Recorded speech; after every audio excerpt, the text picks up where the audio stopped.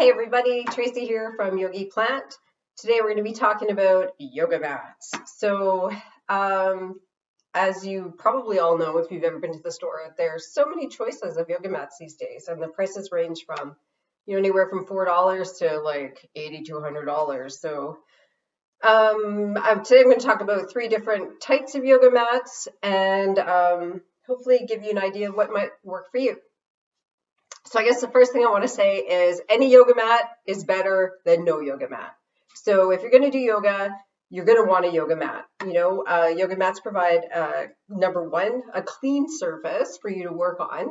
And number two, even the cheaper ones have a sticky surface, and it helps you to not slip in positions like downward dog, for instance. Really helps you have some confidence that you're not going to, slip or hurt yourself. So number one, any yoga mat is better than no yoga mat. So that being said, I'm going to start with the thinnest one. So this one, as you can see, it's pretty thin. I'm just going to compare it to this other one that's slightly thicker. Okay, not that much thicker, but a little thicker. So this one I bought at the dollar store, $4. This one I bought at Winners for $30. And I'm sure that if you didn't get it from Winners, it'd probably be more than that. Not a huge difference in thickness, but as we go further in, I'll explain the difference between this one and this one.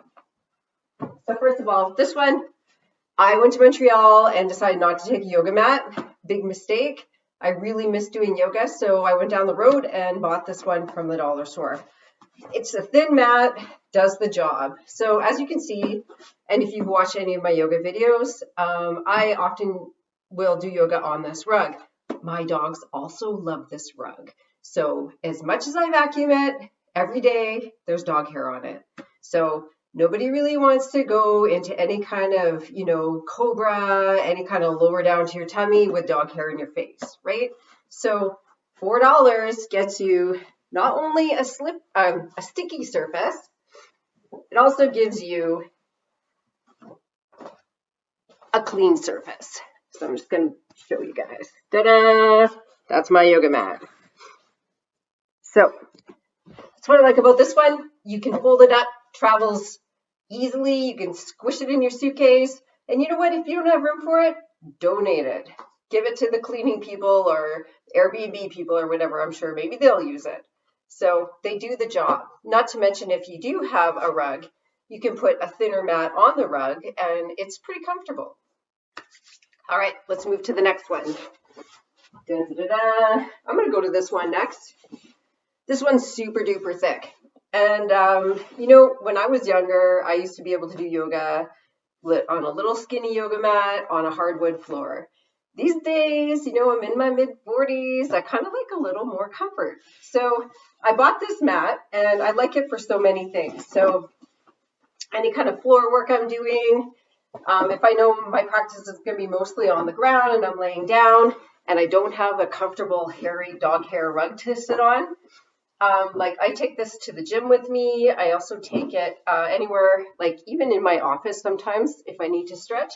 I like it. It provides a little more padding, which is really nice. And it's comfortable, especially people who have, if you're doing cat-cow or anything where you're on your knees a lot, it's great because it's lots of padding for your knees.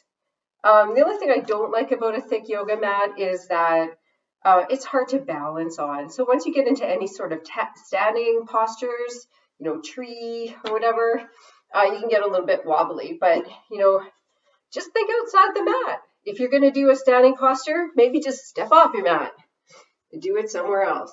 Ta-da! Oops, that's on my knee. Never do tree on your knee. Right? Whereas here it's hard to actually stand on one foot. Whoa! Not a lot of negatives with the big mat. Price-wise, you gotta shop around. They're not cheap. So mine I bought at actually the Yorkton auction place, brand new. I got 2 thick yoga mats for, I can't remember how much I paid, $30 or something, but you'll find thickness price increases with thickness. Okay, so last but not least. So I decided at some point in my life to treat myself and splurge on a more expensive yoga mat that's not too thick and not too thin. Plus, I really like the design. So, is that a bad thing? No. Did I need it? Probably not. But, I don't care what you do yoga on. Like, as long as you have a mat, it's great. If you're the kind of person that really, that you want to treat yourself someday, one day, or design is important to you, by all means, if you have $100 to spend on a mat, go ahead and do it. So I like to get good deals. This one, I like the design. This is kind of like my fancy yoga mat, and I use it often when I'm doing my own yoga practice, and I just want to, zen out in my bedroom and lock the world away for a few minutes or an hour. So yeah, that's kind of the skinny or the thick on yoga mats. The last thing I want to say is I don't think I've ever purchased a yoga mat in my 20 years of doing yoga that didn't smell. So maybe you have.